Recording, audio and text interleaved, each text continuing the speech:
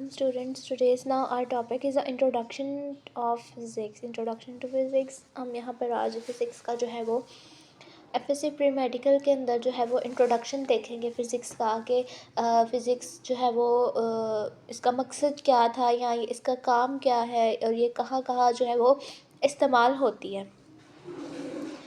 सबसे पहले यहाँ पर उन्होंने कहा हुआ है एट द प्रेजेंट टाइम, हमारे जो प्रेजेंट टाइम है, अब का जो वक्त है, there the three main frontiers, मतलब तीन जो थी वो अहम फ्रंटायर्स मीन सरहदें थी और फंडामेंटल साइंस की, बुनियादी साइंस की तीन सरहदें थी फ़िज़िक्स के अंदर। जो पहली सरहद थी जिसको फ्रंटायर बोलते हैं वो थी the world of the extremely long, मतलब दुनिया जो है, यूनिवर्स जो है वो बहुत बड़ा है। द यूनिवर्स इट्सेल्फ, अब यूनिवर्स जो है वो कायनात जो है वो ख़ुद बहुत ज़्यादा जो है वो बड़ी है। रेशियो टेलीस्कोप्स, अच्छा अब रेशियो टेलीस्कोप वो होता है focal length of object divided by diameter, मतलब किसी भी चीज़ की जो फोकल लेंथ है ऑब्जेक्ट की, उसका जो डायमीटर है उसको हम बोलते हैं ratio telescopes. Now gather information, हम इस सारी इन्फॉर्मेशन को जो है वो इकट्ठा करते हैं फ्रॉम द फार साइड, दूर की तरफ से, या हम लोग काफ़ी जगहों से जो है वो इन्फॉर्मेशन को इकट्ठा करते हैं ऑफ द यूनिवर्स की जो है हम इन्फॉर्मेशन को जो है वो इकट्ठा करते हैं। ये अभी हम पहली फ्रंटायर की डिस्कस कर रहे हैं फिज़िक्स के अंदर कि पहले जो है वो पहली सरहद में क्या होता है। तो हमने यहाँ पर बात की कि हम वसी दुनिया का मुताला करता है, उसके अंदर हम रेशियो टेलीस्कोप का मुताला करते हैं जो कि एक जो है वो टेलीस्कोप मतलब एक फोकल लेंथ ऑफ ऑब्जेक्ट को जो है वो उसकी डिवीजन, जो डायमीटर की डिवीजन होती है, हम उसको देखते हैं। And have the recently detected, और अब वो रिसेंटली जो है अब पता चला है कि as radio waves, radio waves क्या होती हैं, एंड एक इलेक्ट्रोमैग्नेटिक वेव होती है फ्रिक्वेंसी की, ठीक है। अच्छा अब ये जो है, अब अगली अगर हम बात करें तो वो ये है कि जो electromagnetic wave of frequency between about the, अब जो रेशियो वेव्स होती हैं वो एक इलेक्ट्रोमैग्नेटिक वेव होती है फ्रिक्वेंसी की बिटवीन अबाउट द 10⁴ एंड 10⁻11 और 10⁻12 is to as used long distance communications the fire light. अच्छा अब होता क्या है, रेशो वेव्स है, ठीक है, इसकी रेशो वेव्स का पता चलता है। अब इलेक्ट्रोमैग्नेटिक वेव जो होती हैं, फ्रिक्वेंसी की जो इलेक्ट्रोमैग्नेटिक वेव्स होती हैं वो किसके दरमियान होती हैं, 10⁴ के, 10⁻11 के और 10⁻12 के, as use for the long distance communication. ये लॉन्ग डिस्टेंस कम्युनिकेशन के लिए फ्रिक्वेंसी को है जो वो यूज़ किया जाता है, कि जैसे थ्रू द टेलीफोन्स कम्युनिकेशन के लिए यूज़ होता है। तो इसके तो फिज़िक्स का बड़ा काम है ये जो है इलेक्ट्रोमैग्नेटिक वेव जो है फ्रिक्वेंसी की, इन कम्युनिकेशंस के दरमियान जो है वो काम करती है। उसके बाद है as use for a long distance communications the fire light. अब ये जो एक long distance communication, fire light बोलते हैं light from the fire in a place, मतलब एक आग लगी हो जहाँ पे, तो वहाँ से एक जो है वो लाइट निकलना, ठीक है, उसको हम बोलते हैं फायर लाइट। अब ये fire light long distance communication के लिए यूज़ होती है। जैसे हम देखते हैं कि हम कहीं पर भी बैठ के, कहीं पर भी कि मुल्क के किसी भी से भी जहाँ पर इंटरनेट की एक्सेस हो, तो यहाँ टेलीफोन्स मौजूद हो यहाँ, ठीक है, तो हम वहाँ उनके हम उस इलाके के अंदर जो है वो कम्युनिकेट कर सकते हैं। तो ये कम्युनिकेशंस का बहुत बड़ा ज़रिया है। Of the big bang which probably of the big bang, मतलब फायर प्लेस बिग बैंग को कहा जाता है, जो कि शायद started off the expanding universe. जब बिग बैंग फटा था तो वो कहते हैं ना कि दुनिया जो है वो एक्सपेंड हुई थी। अब बिग बैंग जब फटा था ना तो उसकी एक मतलब जब वो धुआं ही धुआं हो गया था। कहते हैं कि जब वो बिग बैंग फटा था, जब ये दुनिया बनी, तो उस दौरान कहते हैं कि जो एक एटम बम है ना, तो वो कहते हैं दुनिया जब फटी तो वो 100 ऐसे इस तरह था कि 100 एटम बम मिल के फटे हो, तो फिर जाकर एक यूनिवर्स बना था। ओके, उसके बाद है जी नियरली 20 बिलियन ईयर्स अगो, ये जो है वो 20 बिलियन ईयर्स अगो पहले की बात है। अब जो सेकंड फ्रंटायर जो है, हम सेकंड की बात करें, पहले हमने डिस्कस किया कि हम 3 फ्रंटायर्स की बात करेंगे, तो फर्स्ट को हमने मेनली डिस्कस कर लिया था कि एक इसके अंदर हम टेलीस्कोपिक इंफॉर्मेशंस की स्टडी होती है, इसके कम्युनिकेशंस की स्टडी होती है, ठीक है। इसके अंदर फायर प्लेस यूनिवर्स की स्टडी होती है। सो इसके अंदर स्पेशली रेशियो टेलीस्कोप की स्टडी होती है, ठीक है। कि डिफरेंट जगह से दुनिया के यूनिवर्स से गैदर इंफॉर्मेशन इकट्ठी की। तो पहला फ्रंटायर था फिजिक्स का। उसके बाद अगर सेकंड की बात करें, second the world of the extremely small that of the particles such as. अब उन्होंने कहा, एक बात थी कि उन्होंने कहा कि जो वर्ल्ड है वो बहुत ज़्यादा छोटा है। क्यों? क्योंकि दैट ऑफ द पार्टिकल्स, जैसे कि पार्टिकल्स जैसे इलेक्ट्रॉन, प्रोटॉन, न्यूट्रॉन, मेसॉन्स। यहाँ पर एक हम इलेक्ट्रॉन, प्रोटॉन, न्यूट्रॉन का जो है वो शुरू से पढ़ते आ रहे हैं, एक एटम के अंदर होता है। तो अब मेसॉन्स क्या होता है? ये एक सब एटॉमिक पार्टिकल है जो कि एक मैस है बिटवीन इलेक्ट्रॉन और प्रोटॉन के दरमियान and transmit the strong interaction that bind the nucleus together in the atomic nucleus, ठीक है। अब ये क्या करता है? एक सब एटॉमिक पार्टिकल है, ठीक है, जो मेसॉन है, ठीक है। और एक ये मैस है इलेक्ट्रॉन और प्रोटॉन के दरमियान और ट्रांसमिट करता है स्ट्रॉन्ग इंटरेक्शन, ठीक है, जो बिंड करता है न्यूक्लियस को together in the atomic nucleus के अंदर। एंड अदर उसकी अगर हम उसके बाद तीसरे की बात करें, हमने यहाँ पर बात इलेक्ट्रॉन, प्रोटॉन और न्यूट्रॉन की कर ली सेकंड फ्रंटायर के अंदर। फर्स्ट में हमने फोकल लेंथ देखी, डायमीटर देखा, यूनिवर्स का देखा, बिग बैंग देखा कि किस तरह से बनी और किन किन जैसे 10⁴ के दरमियान जो है वो हमने बात की थी कि फ्रीक्वेंसी जो है वो इलेक्ट्रोमैग्नेटिक फ्रीक्वेंसी जो है वो 10⁴ 10⁻11 पहला फ्रंटायर था। उसके बाद सेकंड हमने इलेक्ट्रॉन और प्रोटॉन की बात की। उसके बाद थर्ड की अगर हम बात करें तो थर्ड के अंदर जो है वो ये बताया गया था कि world of the complex matter. अब थर्ड फ्रंटायर क्या था कि वर्ल्ड बड़ा कॉम्प्लेक्स मैटर है, मुश्किल सा मैटर है, ठीक है। It is also the world of the middle size things. उन्होंने कहा कि ये जो वर्ल्ड है एक मिडल साइज थिंग है, दरमियानी साइज़ की कुछ चीज़ है। From the molecules at the one extreme, अब मॉलिक्यूल से जो है वो extreme to the world at the of the earth at the other, ठीक है। उन्होंने कहा कि जो मैटर है एक बहुत ही कॉम्प्लेक्स मैटर है, जो हमारा वर्ल्ड है एक मिडल साइज़ है। कहाँ से? एक molecule eight which one two the extreme earth at the other, ठीक है। उसको एक मॉलिक्यूल कहा गया। This is all fundamental physics. अब हम बुनियादी एक फंडामेंटल देखें, अगर फिज़िक्स की बुनियाद देखें तो which is the heart of science. अब जो फिज़िक्स है इसको हार्ट ऑफ साइंस कहा जाता है कि अगर फिज़िक्स ना होगी तो हम यूनिवर्स की स्टडी नहीं कर सकेंगे, हम स्पेस की स्टडी नहीं कर सकेंगे, हम जो है वो हम मतलब दुनिया में जो है वो जितनी भी नॉन लिविंग थिंग्स कह लें तो हम उनकी मतलब जैसे एबायोटिक कह लें, उनकी हम स्टडी नहीं कर सकते विदाउट फिज़िक्स। तो फिज़िक्स को साइंस का हार्ट बोला जाता है। Without physics we can't study the physics because it is the most important branch of science. Okay, the basic properties material and the forces in our universe. हमारी जो universe है उसके अंदर बहुत सारी प्रॉपर्टीज़ हैं, बहुत सारे ऐसे मटेरियल्स हैं और फोर्सेस हैं हमारी यूनिवर्स में, ठीक है। उसके बाद बट व्हाट इज़ फिज़िक्स? यहाँ पर एक क्वेश्चन राइज होता है। हमने थ्री फ्रंटायर्स की तो बात कर ली, किसी ने कहा मतलब पहले फ्रंटायर में जैसे हमने बात की कि इलेक्ट्रोमैग्नेटिक वेव्स आती हैं, इनके जो है वो फ्रिक्वेंसी के लिहाज से भी देखा जाता है, कम्युनिकेशंस के लिए बहुत ज़बरदस्त है। उसके बाद दूसरा हमने देखा कि जो है वो कहते हैं इलेक्ट्रॉन, प्रोटॉन, न्यूट्रॉन इन सब पार्टिकल से मिलके बना है। उसके बाद थर्ड फ्रंटायर में कहा बहुत ही कॉम्प्लेक्स मैटर है। तो ये सारी चीज़ें चलती गई। तो उसके बाद उन्होंने एक क्वेश्चन राइज किया कि व्हाट इज़ फिज़िक्स, कि फ़िज़िक्स है क्या? अकॉर्डिंग टू वन डेफिनेशन, एक डेफिनेशन के मुताबिक फ़िज़िक्स जो है वो डील करती है स्टडी ऑफ मैटर के साथ। हम मैटर की स्टडी को हम फिज़िक्स बोलते हैं क्योंकि ये एक नॉन लिविंग है मैटर की स्टडी, तो हम उसको फिज़िक्स बोल लेंगे। एंड द एनर्जी, उसमें एनर्जी की भी बात होगी, डिफरेंट टाइप्स ऑफ एनर्जी होती हैं, potential energy, kinetic energy, electrical energy, many types of energy in which we study. उसके बाद जो है जी deal with the study of matter and energy and the relationship between them. और हम energy, matter और एनर्जी के दरमियान जो है वो एक रिलेशनशिप भी देखते हैं फिज़िक्स के अंदर। तो आगे चल के हम बात करेंगे कि किस तरह से हम मैटर और जो है वो एनर्जी के दरमियान हम रिलेशन देखते हैं।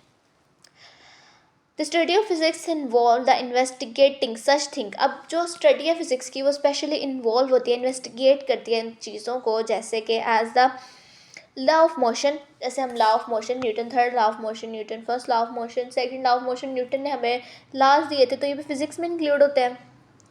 The structure of space and time, जो ला था हमें जो थे वो सर आइजैक न्यूटन ने दिया था। Structure of space and time हमें किसने बताया था जी? एल्बर्ट आइंस्टाइन ने। The nature and types of forces, अब यहाँ पर हम नेचर को भी स्टडी करते हैं, types of different types of forces को भी देखते हैं, कौन कौन सी ताकतें पाई जाती हैं, ठीक है। उसके बाद जो है वो दैट होल्ड पार्टिकल्स, जो ऐसी ताकतें जो इन्होंने होल्ड करके रखा है पार्टिकल्स को, जैसे फॉर एग्जांपल हम स्पेस में जाते हैं तो वो हम जो है वहाँ खड़े नहीं हो सकते, वो हमें एक नाइट्रोजन जो है वो होल्ड करके रखती है, तो ये भी एक फोर्स है। सो अब हम बात करते हैं, अगर ड्रैग फोर्स की अगर हम बात करें, तो अगर हम हवा में अगर हम गाड़ी से बाहर हाथ निकालें, तो हम गाड़ी से बाहर हाथ निकालेंगे तो हमारा हाथ जो है वो आगे को जाएगा, और हमारे हाथ के दूसरी तरफ जो है वो एयर की फोर्स होगी, तो उसको हम ड्रैग फोर्स बोलेंगे। सो ये भी हमारी फिज़िक्स के अंदर ही इंक्लूड होगी। इसके बाद है जी the nature and the nature and, इसके बाद स्ट्रक्चर हमने बात की कि nature and the types of forces that hold the particles. अच्छा जी, उसके बाद है जो the interaction of electromagnetic radiation. हम इलेक्ट्रोमैग्नेटिक रेडिएशन की इंट्रैक्शन देखते हैं। अब वो ये इलेक्ट्रोमैग्नेटिक रेडिएशन क्या है? एक ऐसी रेडिएशन जिसके अंदर विजिबल लाइट मौजूद हो, जिसको हम इलेक्ट्रोमैग्नेटिक बोलते हैं। इनविजिबल नहीं, विजिबल लाइट, जो कि हम देख सकते हो, इसके अंदर रेडियो वेव शामिल होती है, गैमा रेज, एक्स रेज, ये जितनी भी रेज है हमारी किस में शामिल होती है? इलेक्ट्रोमैग्नेटिक रेज रेडिएशंस के अंदर, ठीक है। in which the electric and the magnetic fields vary simultaneously। इसके अंदर जो इलेक्ट्रिक फील्ड और मैग्नेटिक फील्ड है वो बहुत ज़्यादा एक दूसरे को वेरी करती है, आहिस्ता आहिस्ता वेरी करती है। अगर हम मैग्नेट के दरमियान अगर हम एक वायर्स लगा दें, तो एक हमारे अंदर मैग्नेटिक फील्ड भी पैदा हो सकती है, हो जाएगी, बल्कि हो सकती नहीं हो जाएगी, क्योंकि इलेक्ट्रॉन्स और उसके अंदर पहले से मौजूद है।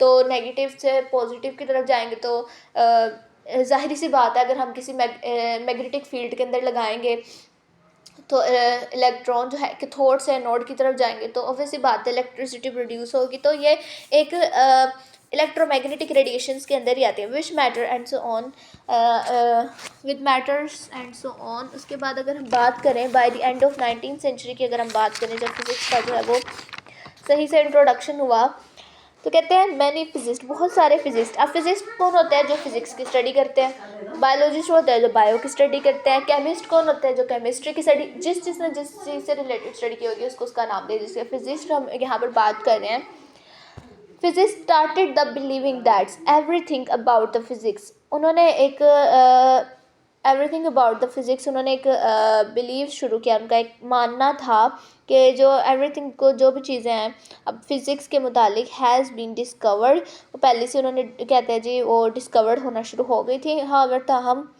About the beginning of the 20th century, जब 20th सेंचुरी की जो है वो बिगनिंग हुई है, मैनी न्यू एक्सपेरिमेंटल फैक्ट्स रिवेल, बहुत सारे एक्सपेरिमेंटल फैक्ट्स जो हैं वो खुलकर सामने आए, रिवेल्ड हुए। that the that the laws formulated by the previous investigators। अब उसके बाद क्या हुआ कि फॉर्मुलेटेड हुए, बहुत सारे इन्वेस्टिगेटर्स ने जो है वो लॉज को फॉर्मुलेटेड किया, नीड द मॉडिफिकेशंस। उसके बाद फर्दर क्या हुआ? Further researchers give birth to the many new disciplines in physics. उन्होंने फर्दर जो जितने भी रिसर्चर थे ना, उन्होंने फिज़िक्स के अंदर ना मुख्तलिफ नए डिसिप्लिन्स को जो है वो मतलब उनको उन्होंने जिससे कि बोलते हैं डिस्कवर करना शुरू कर दिया, सच एज जैसे कि न्यूक्लियर फिज़िक्स। न्यूक्लियर फिज़िक्स को डिस्कवर किया। अब न्यूक्लियर फिज़िक्स क्या होती है? एक ऐसी फिजिक्स स्टील जो कि डील करती है द एटॉमिक न्यूक्लियर पार्टिकल्स को, जो एक एटम के अंदर न्यूक्लियर होता है, एटॉमिक न्यूक्लियर पार्टिकल को जो है वो जो है atomic nuclear particles physics which is concern with the ultimate particle of which the matter is compose, ठीक है, जिससे मैटर जो है वो बना होता है। रियलिस्टिक मैकेनिक्स, ठीक है। रियलिस्टिक मैकेनिक्स किसको बोलते हैं? मैकेनिक्स जो कि कंपेटिबल होते हैं with special relativity and the general relativity. ऐसे मैकेनिक्स जो कि कंपेटिबल हो एक दूसरे के ख़ास रिलेटिविटी और जनरल रिलेटिविटी के ज़रिए। Which deals with the velocities, जो कि डील करती है वेलोसिटीज़ के साथ। अप्रोचिंग दैट ऑफ लाइट, जो कि अप्रोचिंग करती है उस लाइट को। And the solid state physics, अब सॉलिड स्टेट फिजिक्स क्या है, which is concern with the structure and properties of solid. Solid state physics के अंदर हम सॉलिड के जो स्ट्रक्चर है, उसकी प्रॉपर्टीज़ है, उसको हम डिस्कस करते हैं। जैसे हमने न्यूक्लियर में पढ़ा, न्यूक्लियस की स्टडी को, एटम के अंदर मौजूद न्यूक्लियस की स्टडी को हम क्या नाम दे देते हैं, न्यूक्लियर फिजिक्स का। ठीक है, उसके बाद हम जो है वो इलास्टिक मैकेनिक्स, उस जो एक रिलेटिवली जनरल रिलेटिवली होती है एक मैकेनिक्स के अंदर, जो कि डील करती है वेलोसिटीज़ को, अप्रोचिंग करती है दैट ऑफ लाइट। और सॉलिड स्टेट फिजिक्स क्या करती है, स्ट्रक्चर प्रॉपर्टीज ऑफ सॉलिड को स्टडी करती है। But this list is this lender by is by the no means exhaustive. ठीक है, इसके अंदर हमारे भी कोई जो है वो, इस लिस्ट के अंदर अभी पूरा हमारी बात मुकम्मल नहीं होती है फ़िज़िक्स के बारे में। फ़िज़िक्स जो है वो मुख्तलिफ टाइप्स हैं फ़िज़िक्स के, हमारे पास आगे ब्रांचेस जो हम इसके बारे में स्टडी करेंगे। उसके बाद है physics is the most fundamental of all the science. Physics जो है, विदाउट फ़िज़िक्स हम काम ही नहीं कर सकते। हम मेडिकल में जाएँ, हम इंजीनियरिंग में जाएँ, हम विदाउट फ़िज़िक्स काम कर ही नहीं सकते। ये एक फंडामेंटल पार्ट है साइंस का। And provide the other branches of science, हमें दूसरी ब्रांचेस देती है साइंस की, जैसे न्यूक्लियर फिजिक्स हमें यहाँ पर हमने बात की न्यूक्लियर फिजिक्स की, सॉलिड स्टेट फिजिक्स की। आगे भी हम डिफरेंट टाइप्स ऑफ फिजिक्स की बात करेंगे। उसके बाद है basic principle and fundamental laws, बहुत से बुनियादी हमें प्रिंसिपल देती है और बुनियादी हमें कानून देती है। This overlapping of physics. ठीक है, अब ये फिजिक्स का एक ऊपर नीचे चढ़ना और उसकी दूसरी फील्ड्स को अगर हम देखें तो, एंड अदर फील्ड्स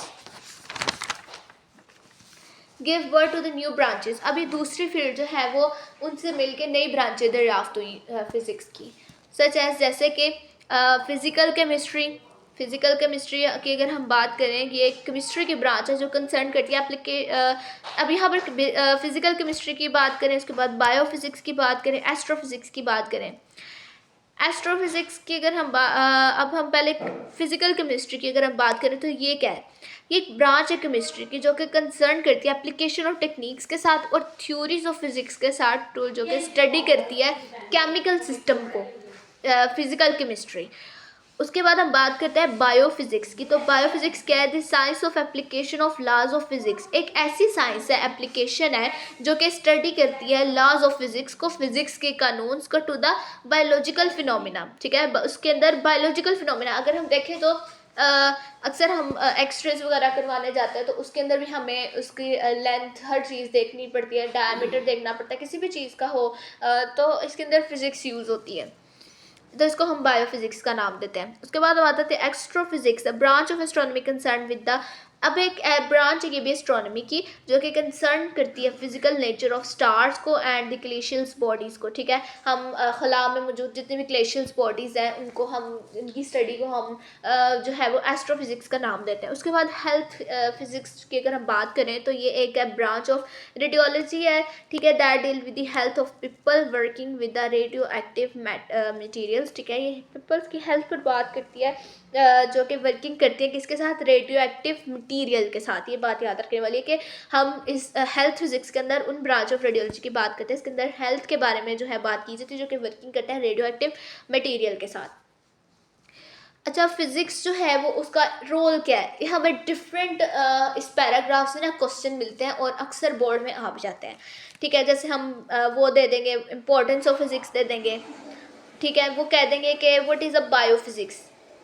ठीक है, इस तरह के शॉर्ट क्वेश्चंस के लिहाज से आप कर लें तो आ जाएंगे। उसके बाद वो बात कर सकते हैं व्हाट इज़ फिज़िक्स के बारे में, ये डेफिनेशन अक्सर आई हुई है, फिज़िक्स के बारे में भी बात कर सकते हैं। ठीक है, वो इलेक्ट्रोमैग्नेटिक रेडिएशंस का भी पूछ सकते हैं, कौन कौन से इलेक्ट्रोमैग्नेटिक रेडिएशन है, जैसे कि मैंने पहले बात की X rays, visible light, gamma rays. ठीक है, उसके बाद मैग्नेटिक फील्ड, नहीं मैग्नेटिक फील्ड की अगर हम बात करें। ठीक है, उसके बाद जो है वो हाँ वो पूछ सकते हैं कि right the 3 different tyres of physics. ठीक है, ये भी क्वेश्चन आ सकता है एज ए शॉर्ट। ठीक है, इस पैराग्राफ में से 3-4 शॉर्ट क्वेश्चन बन रहे हैं, तो वो मैं आपको एक अलग से वीडियो बना के इसमें से क्वेश्चन निकाल के जो है वो आपको दे दूँगी। ओके, उसके बाद है जी इम्पोर्टेंस ऑफ फिज़िक्स की अगर हम बात करें कि फ़िज़िक्स का रोल की अगर हम बात करें, इम्पोर्टेंट रोल की बात करें, तो इसके अंदर हमें बताते हैं फ़िज़िक्स जो है वो इम्पोर्टेंट रोल प्ले करती है इन दी डेवलपमेंट ऑफ टेक्नोलॉजी के अंदर एंड इंजीनियरिंग के अंदर। फ़िज़िक्स जो है वो सबसे अहम किरदार अदा करती है। जैसे आजकल अगर हम बात करें तो फ़िज़िक्स जो है वो इंफॉर्मेशन टेक्नोलॉजी में भी इस्तेमाल होती है, जैसे सिलिकॉन चिप्स वगैरह। सिलिकॉन चिप जो है वो हमारी सैंड से बनती है, ठीक है। उसके बाद है जी science and technology are important force. बहुत ही साइंस और टेक्नोलॉजी बहुत ही ताकतवर फोर्सेस है, कुव्वत है for change in the outlook of the Mankind. मतलब इंसान का नुक्ता नज़र ही तब्दील कर देती है साइंस और टेक्नोलॉजी, इतनी ताकतवर फोर्स है। The information media and the fast means of communication. Information media fast means of communication, जैसे हमने पहले बात की टेलीस्कोप मोबाइल फ़ोन है जिनके जरिए से हम बात कर सकते हैं। Have brought all the parts of the world in close contact with one another with each other। हम एक दूसरे से बहुत ही जो है वो क्लोजली रब्ता कर सकते हैं through the mobile phone. This is a biggest part of the communication.